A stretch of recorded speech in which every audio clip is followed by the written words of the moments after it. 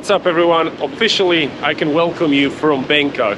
What a trip, honestly. I had some issues getting here from Saudi Arabia, but I'll tell you that a little bit later. First, I'm gonna get to my Uber, then get to a hotel, and then we're gonna talk how difficult it was to get here. This is already chaos, and I barely got out of the airport. Hello.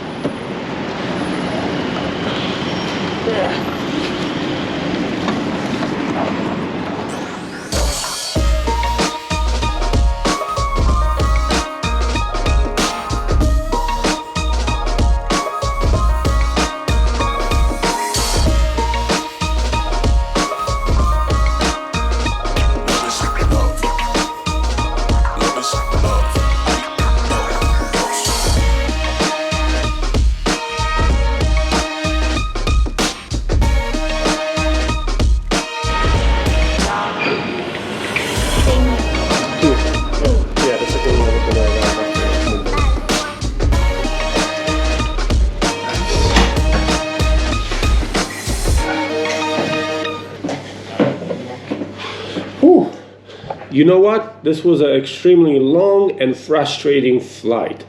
I left Saudi Arabia yesterday and the problem started already at the airport. I booked my ticket a few weeks ago to fly from Riyadh to Bangkok, and it was a flight with a connector in New Delhi in India.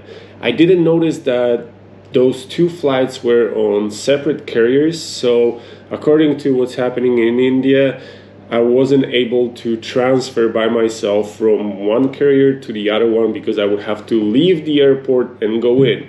And I didn't have the visa for India. My mistake, I didn't notice it. So being at the airport with all the people, there was like hundreds and hundreds of people in the line. I had to leave the counter, go purchase a new ticket from the same airline that I flew from Riyadh to New Delhi, and then from New Delhi to Bangkok. There was no good flights. I had to wait almost 6 hours at the airport at New Delhi. I don't know if I didn't see it. Maybe I didn't notice that in India, on that carrier that I was flying, you're not allowed to have your drone in your carry-on. After checking my luggage, they pulled out my drone. They didn't want to give it back to me. I had to take the batteries out, and it ended up being a very stressful situation. So right now I'm going to give you a very short and quick tour of the room. You can see how much you can get for about $30 a night in Bangkok, and then I gotta clean up and head back to the airport again in a few hours to pick up another person, because I'm not going to be traveling in Thailand by myself. There's going to be a person with me, so we'll see her in a little bit. As soon as you walk into the room, you're being greeted with a really nice clean kitchen area with a big full-size fridge. There you go. There's some water inside. You have a microwave, you have a stove, you also have a pot to boil some water, bunch of cabinets, you have a table where you can eat your breakfast, and a big open space like a living room or something like that with a TV, a big mirror. I'm right here, hi. And on the left side right here, there is a bedroom separated from like the living space, and over here there's the bathroom. You have a bath shower area, so if you don't want to stand in the bathtub, you can just take a shower right here. You also have a laundry machine, which I'm extremely surprised because I was not expecting to get that. I didn't see it on the photos, but it's pretty cool. Very nice, very clean, smells really nice here. I didn't see any insects yet. There you go, you can close the door. It's pretty cool.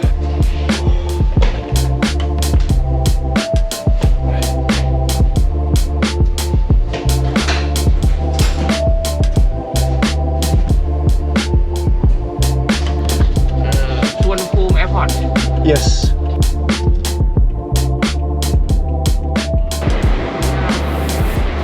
So I'm really curious what's gonna be my friend's reaction on Thailand and Bangkok in general, because this is an amazing city. and she never been in Thailand, and she never been actually abroad from United States. She's been in Mexico a few times, but I don't consider being in Mexico as international traveling. You know, it's so Americanized over there, especially in those touristy areas, that it's not international traveling. So I'm just curious, what's gonna be her reaction? It's kind of confusing how this airport is built, but I guess that's how it works here, so just gotta accept it. But I gotta wait a few minutes until she gets through customs.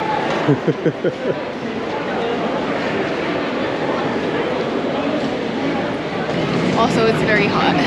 It is extremely. I love it. Yeah. Actually, right now it's pretty cool. So it's cooled down. Yeah. So, how was it? Here. It was good. It was really long, but the food was good, and I ate a lot. That's good.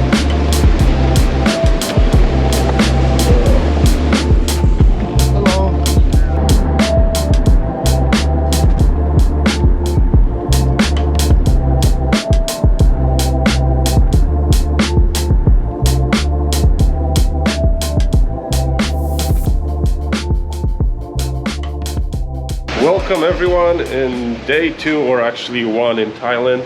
We're heading out to a floating market called Damnon Saduk, which is about 2 hours from Bangkok. We already ordered a car through the Grab app. We're gonna head out to the store, grab some drinks. If you're ever gonna be in Thailand, try those toasts from 7-Eleven. They're delicious. Or if you want, you can grab some dried squid or octopus. Plenty of fish snacks. Hello. Morning.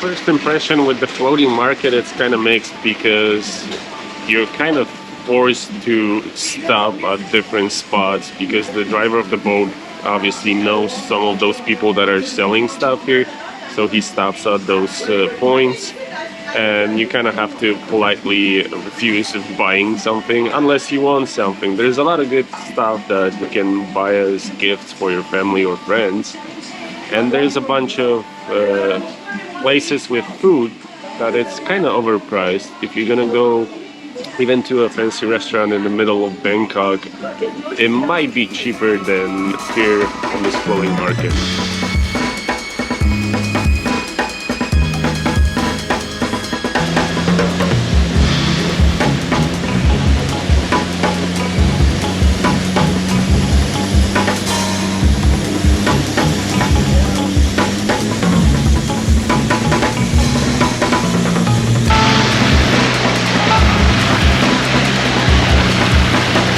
So we just arrived to like the main part of the floating market.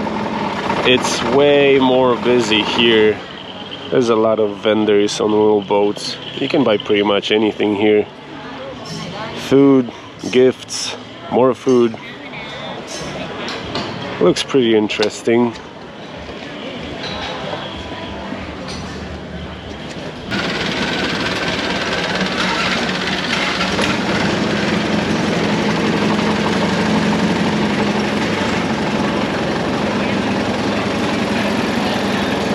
You want some skewers?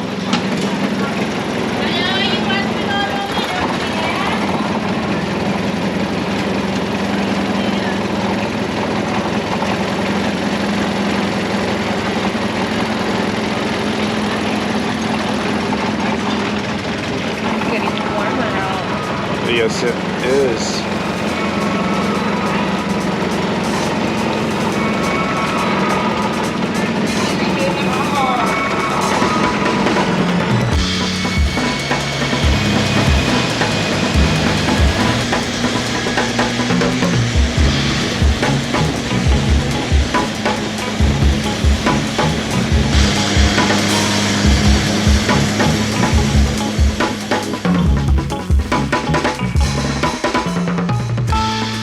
Hey, so if you're gonna try to visit the Damnan Saduk floating market, make sure to tell the driver to take you exactly to the center of the floating market, because if he's gonna bring you right here to this port, they're gonna try to sell you an expensive tour with riding on elephants, photos with monkeys and stuff like that.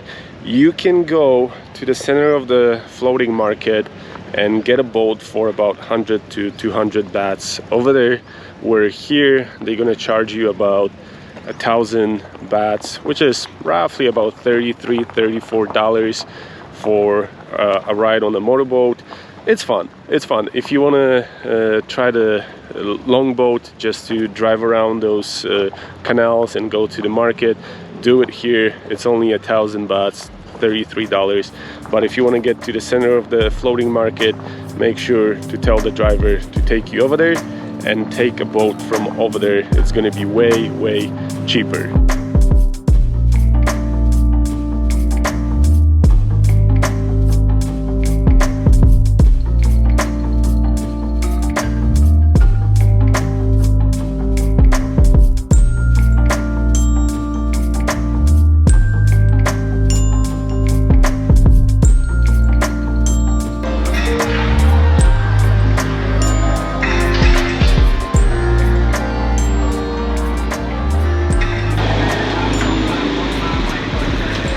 If you decide to visit the Damnan Saduk floating market, make sure to stop at the train market on the way back. It's that famous market where people have their goods and everything that they're selling on the train tracks.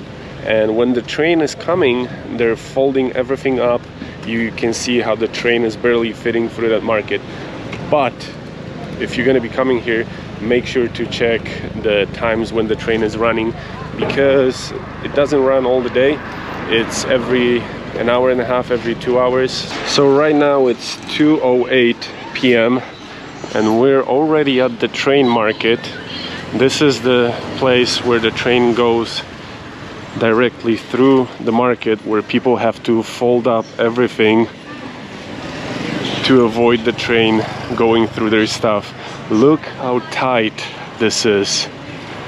Oh my god. You can see right here how the vendors are prepared for the train. Everything's on little rails, so they can just pull it back when the train's coming and then fold down those awnings so the train can fit here.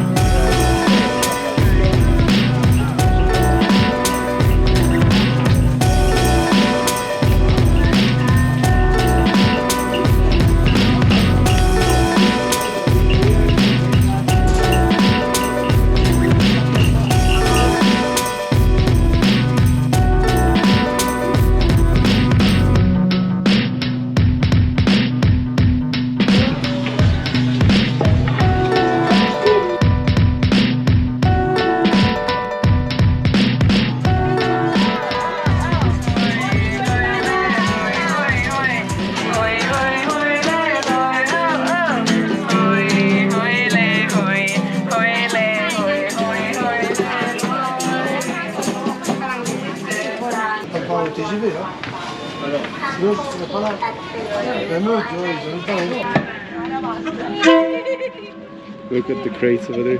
See it? I got plenty of room.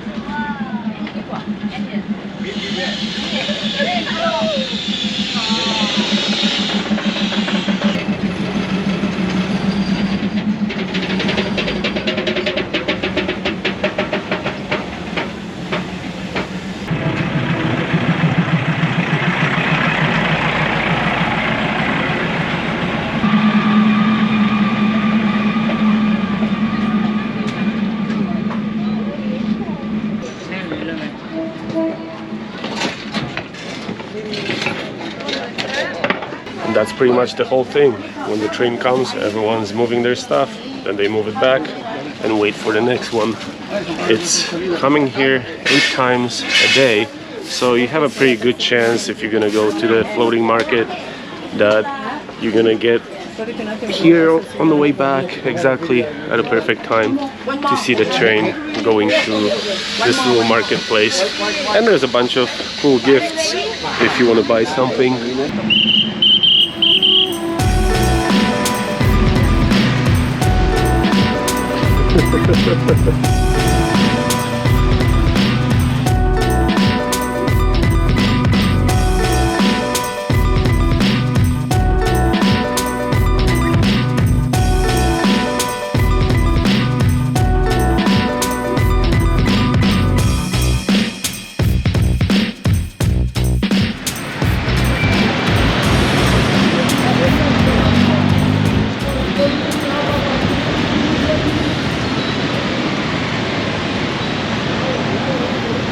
Not too far away from our hotel, there's a pretty busy street with the metro station, bunch of restaurants and hotels.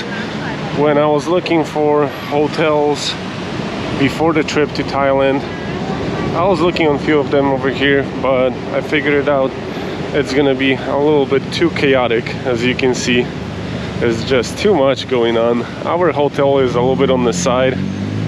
I feel it's like a little bit better.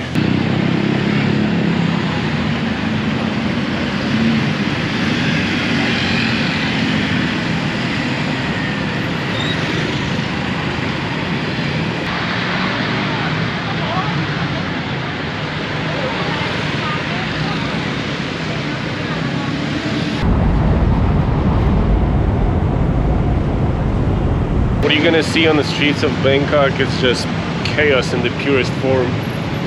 There's so much going on, so many scooters, motorbikes, cars everywhere. We decided to walk the last 2 miles to our hotel because the traffic was just terrible. We were not moving at all, so we got out early, and we're gonna use this to grab some food, head out to the hotel, rest a little bit, and then we're gonna take you to show you a little bit of the nightlife here in Bangkok. And you know what's the best part of this hotel? This rooftop pool with a jacuzzi over there on that side, and this beautiful view on downtown Bangkok. You got all the skyscrapers around this hotel. It's pretty nice. The pool is decent sized. It's right next to a gym. But the thing that won when I was choosing this hotel was the view. It's not the tallest building here in the neighborhood. Obviously we could stay somewhere over there in those tall skyscrapers, but price and what you get here for the money, I think it's a win.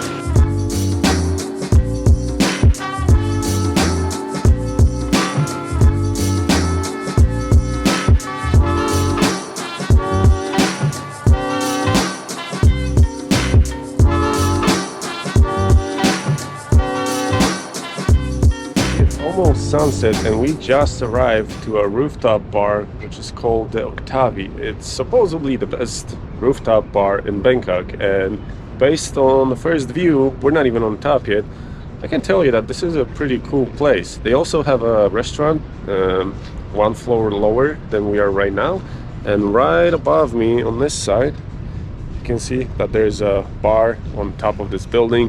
It's pretty nice. You like those nuts, right? I'm not gonna look up.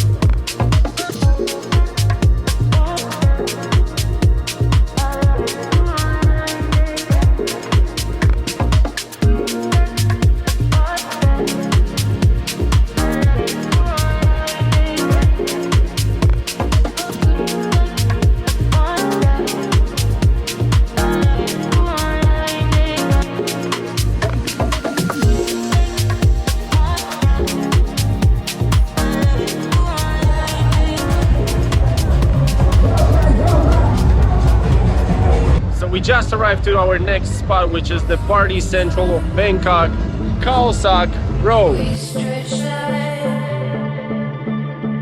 We stretch time. We stretch time.